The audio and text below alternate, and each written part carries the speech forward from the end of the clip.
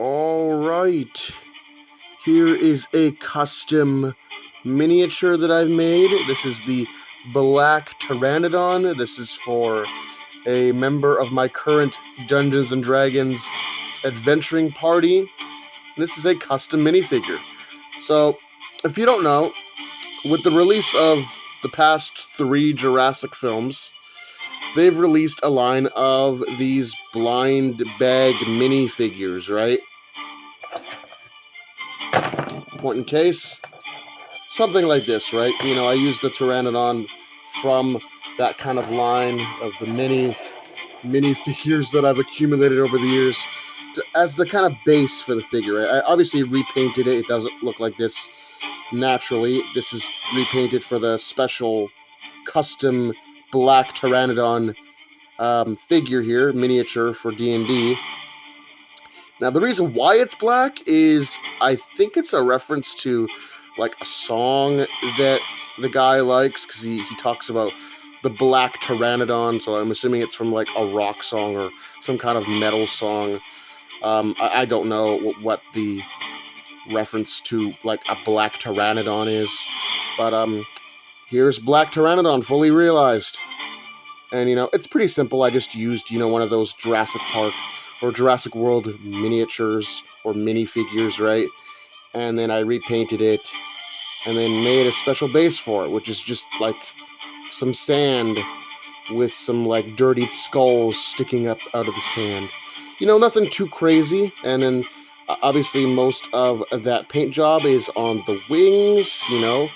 You got the neon green and the blue for the wings, and then the crest is this kind of like mix of like an aqua color.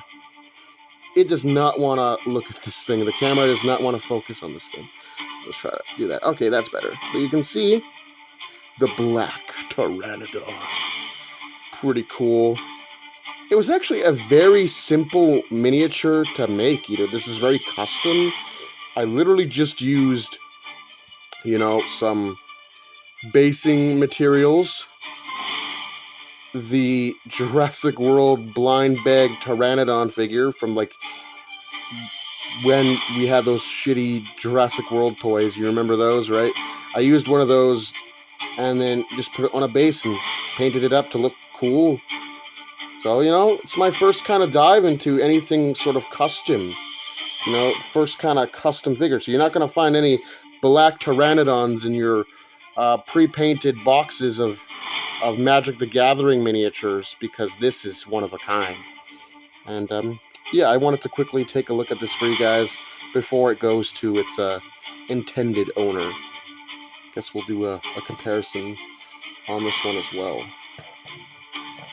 For comparison, here is the custom Black Pteranodon miniature made by yours truly, next to some animal miniatures that are of similar size. We have the Dungeons & Dragons crocodile, the Deep Cuts giant frog, and the Deep Cuts boar. Next up for comparison, we have the custom Black Pteranodon miniature next to some Otyughs. We got the Otyugh figure that I painted, and then the premium limited edition Otyugh Mutate, which came in an exclusive box set. Custom Black Pteranodon miniature next to a pre-painted Spider Dragon miniature. Custom Black Pteranodon miniature next to a Deep Cuts giant frog, which I've painted to look like the Venomized frog, seen briefly in Venom the Last Dance. A Dungeons & Dragons hook horror, which I've painted to look like Toucan Sam, the beloved mascot of the breakfast cereal Fruit Loops, And lastly, a Neg Abomination from Critical Role, which I've painted to look like Leviathan from the Helliverse.